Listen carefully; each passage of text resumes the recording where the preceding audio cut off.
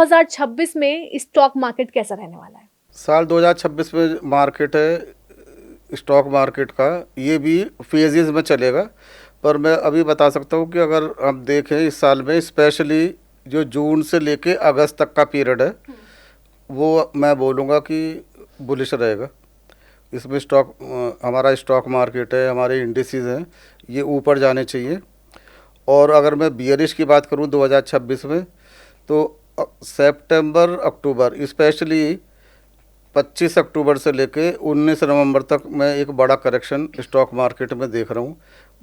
इसमें stock market काफ़ी down हो सकता है, क्योंकि जुपिटर उस टाइम 31 अक्टूबर को मघा नक्षत्र में प्रवेश करेंगे।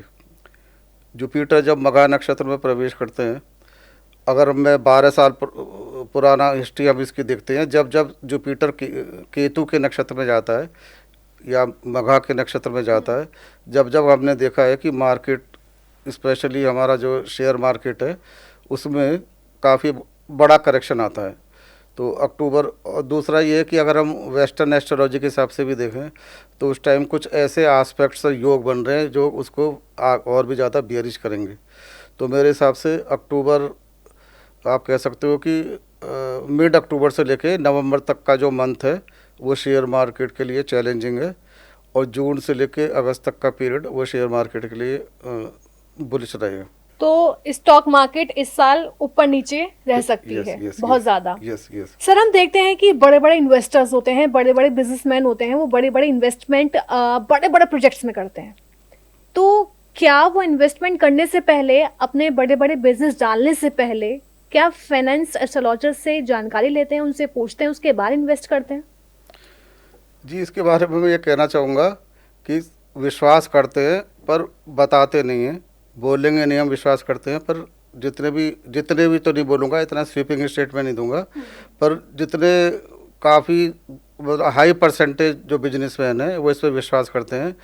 जैसे कि जेपी मॉर्गन जो मशहूर बैंकर हैं, उन्होंने कहा था billionaire needs astrology, millionaire does not. इसके अलावा जितने भी अमेरिका में वेस्टर्न कंट्रीज़ में फंड मैनेजर्स हैं, पोर्टफोलियो मैनेजर्स हैं, ट्रेडर्स हैं, कमोडिटी जो मैनेज करते हैं, ये लोग हमेशा फाइनेंशियल एस्ट्रोलॉजर्स के टच में रहते हैं। फोर्स मैगजीन ने अपने आर्टिकल में लिखा है कि जो भी बड़े बिजनेसमैन हैं ये फाइनेंशियल एस्ट्रोलॉजर को भी कंसल्ट करते हैं। तो इसकी पुष्टि फोर्स मैगजीन के द्वारा भी हो चुकी है। हमारे इंडिया की अगर आप बात करोगे, यहाँ भी जितने बड़े बिजनेसमैन हैं, उन बिजनेसमैन का मैं यहाँ पर नाम लेना अच्छा नहीं लगेगा, पर जो टॉप बिजनेसमैन है उसमें से बहुत हाई परसेंटेज ऐसी है जो कि फाइनेंशियल एस्ट्रोलॉजर के टच में रहते हैं। देखिए, उनका लाखों करोड़ रुपए, अरबों रुपए स्टेक पे लगे होते हैं। वो हर चीज़ ट्राई करते हैं बिजनेस के अंदर। बिजनेस में जो उनके स्पेशलिस्ट है, जिस एरिया के जो स्पेशलिस्ट हैं, सब्जेक्ट मैटर एक्सपर्ट्स हैं, उनकी भी सलाह लेते हैं।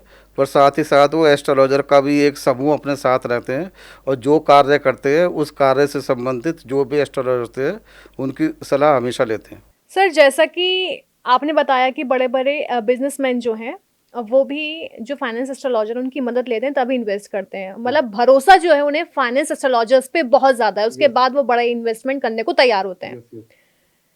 सर, लेकिन फाइनेंस एस्ट्रोलॉजर के लिए इस समय क्या कुछ चैलेंजेस फेस करने पड़े हैं, क्योंकि अब एआई का जमाना है, तो एआई का इम्पैक्ट एस्ट्रोलॉजी पर, फाइनेंस एस्ट्रोलॉजी पर किस तरह से पड़ रहा है इस समय? देखिए, जब भी नई टेक्नोलॉजी आती है इस तरह का प्रश्न हमेशा खड़ा हो जाता है। नई टेक्नोलॉजी आएगी तो जो लोग यूज टू है पुरानी टेक्नोलॉजी में, तो सीधा ये प्रश्न सीधा आ जाता है कि भैया जो इसको यूज़ कर रहे थे अब उनका क्या होगा।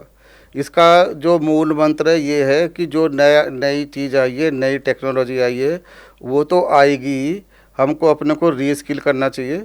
और दूसरा, जो नई टेक्नोलॉजी है वो आपके प्रोफेशन में किस तरीके से उसको बेटर कर सकती है। और ये एस्ट्रोलॉजर का ही चैलेंज नहीं है, ये जो हमारा चैट जीपीटी आ रहे हैं या जितने भी हमारा आर्टिफिशियल इंटेलिजेंस है, इसका तो जो भी इफ़ेक्ट है वो हर फील्ड के अंदर आ रहा है। एचआर के लोग हैं, फाइनेंस के लोग हैं, कोई भी ट्रेड ऐसा नहीं है। जैसे हम जानते हैं कि हमारे एक बहुत अच्छे मित्र हैं, बहुत बड़ा उनका बिजनेस चल रहा था, उनका पूरा का पूरा बिजनेस जो है आर्टिफिशियल इंटेलिजेंस से पूरी तरह से प्रभावित हो गया है। और अभी तो आपने सुना होगा 2-4 दिन पहले या 1 महीने पहले नया सॉफ्टवेयर आया क्लाउड करके एंथ्रोपी का। वो तो उसका जो कोवर्क वाला जो वर्जन है, वो तो अभी तक चैट जीपीटी या एआई के अंदर आप जो भी कुछ करोगे, आप उसको प्रॉम्प्ट पे डालते हो, कब कॉपी पेस्ट करते हो, आपको वो हेल्प करता है। इसके अंदर तो वो आपको, आप उसको टास्क दोगे, आपका टास्क वो कर देगा।